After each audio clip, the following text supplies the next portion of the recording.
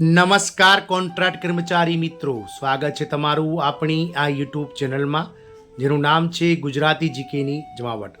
તો ગતરોજ supreme court દ્વારા કોન્ટ્રાક્ટ કર્મચારીઓને નિયમિત કરવા માટે એક મહત્વનો ચુકાદો આપવામાં આવ્યો છે.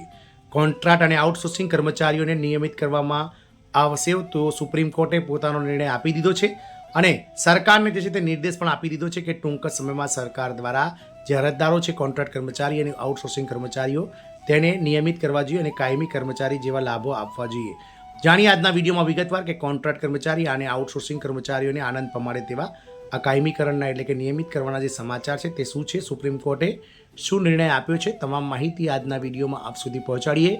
તો અમારી ચેનલમાં આપ અંત સુધી બન્યા રહો. જો ચેનલમાં પહેલીવાર વિડીયો જોતા હોય તો ચેનલને લાઇક, શેર અને સબસ્ક્રાઇબ કરી લેશો. બાજુમાં રહેલું બેલ આઇકોન દબાવી ઓલ નોટિફિકેશન ઓન કરી લેશો, જેથી કરીને ચેનલ પર મૂકવામાં આવતા આવા કોન્ટ્રાક્ટ કર્મચારી, આઉટસોર્સિંગ કર્મચારી વગેરેને લગતા ન્યૂઝ તમને અમારા ચેનલના માધ્યમથી સરળતાથી ઉપલબ્ધ થઈ જાય.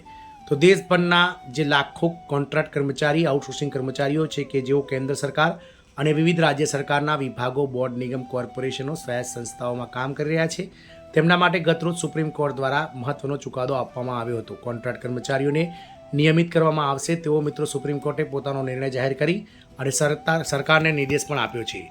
સુપ્રીમ કોર્ટે આદેશ આપ્યો છે અને આ આદેશ પછી હવે કોન્ટ્રાક્ટ કર્મચારીઓને નિયમિત કરવામાં આવશે. હવે સુપ્રીમ કોર્ટે અનિયમિત કર્મચારીઓના હિતમાં એક મહત્વપૂર્ણ નિર્ણય આપ્યો છે અને સરકારે આ સંદર્ભમાં મહત્વપૂર્ણ માર્ગદર્શિકા પણ જારી કરી છે. દેશભરના તમામ વિભાગોમાં કામ કરતા કોન્ટ્રાક્ટ કર્મચારીઓને નિયમિત કરવાની માંગ છે.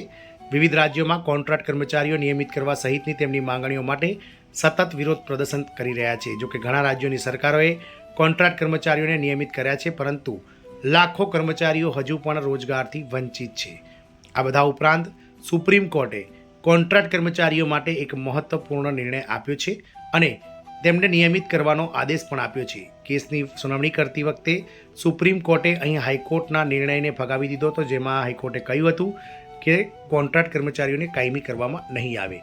સુપ્રીમ કોર્ટે કરાર આધારિત કર્મચારીઓ માટે પોતાનો ચુકાદો આપ્યો છે. અહીં અરજદારોનો મુદ્દો હતો કે અમે વર્ષોથી સતત એક જ જગ્યાએ કામ કરી રહ્યા છીએ, પરંતુ સરકારે અમને નિયમિત નોકરી આપવાનો ઇનકાર કર્યો છે. આ ઉપરાંત અમને જે પગાર મળી રહ્યો છે તે ખૂબ જ ઓછો છે, જ્યારે આ પદ પરના બધા નિયમિત કર્મચારીઓને ઘણો ઓછો પગાર મળે છે.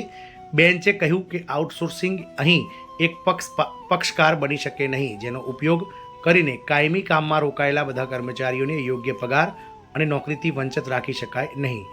કોર્ટે એ પણ સ્પષ્ટ કર્યું કે રાજ્ય સંઘ અને રાજ્ય સરકાર ખાનગી કંપનીઓની જેમ અહીં બજારમાં બિલકુલ નથી, પરંતુ અહીં એક વૈધાનિક નોકરીદાતા છે. પરંતુ સરકારે અમને નિયમિત નોકરી આપવાનો ઇનકાર કર્યો છે. આ ઉપરાંત અમને જે પગાર મળી રહ્યો છે તે ખૂબ જ ઓછો છે, જ્યારે આ પદ પરના બધા નિયમિત કર્મચારીઓને ઘણો ઓછો પગાર મળે છે. બેન્ચે કહ્યું છે કે આઉટસોર્સિંગ એક પક્ષકાર બની શકશે નહીં. સુપ્રીમ કોર્ટે તે બધા લોકોને કહ્યું કે ભંડોળમાં અભાવ જેવી બાબતો એવા લોકો માટે ન કહેવા જોઈએ જેઓ સરકારના મૂળભૂત અને આવશ્યક કાર્યને સંપૂર્ણ રીતે પાર પાડી રહ્યા છે.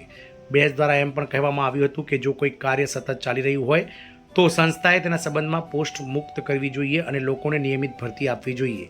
વાસ્તવમાં ઉત્તર પ્રદેશ ઉચ્ચ શિક્ષણ સેવા પસંદગી આયોગના દૈનિક વેતન કર્મચારીઓએ કમિશનરને નિયમિત કરવા માટે અપીલ કરી હતી. આ અપીલને ફગાવી દેવામાં આવી હતી અને કહેવામાં આવ્યું હતું કે ભંડોળની સતત અછત છે. આની સામે વકીલ શ્રી રામ હરિતા દ્વારા આ કર્મચારીઓએ બાકી કોર્ટ પર સ્ટે માંગ્યો અને આ અંગે સરકારી સંસ્થાઓને ઘણી સલાહ પણ આપવામાં આવી છે. આમ સુપ્રીમ કોર્ટે કાયમી કર્મચારીઓને નિયમિત કરવાને લઈને મહત્વનો ચુકાદો આપ્યો છે. જય હિન્દ, અસ્તુ.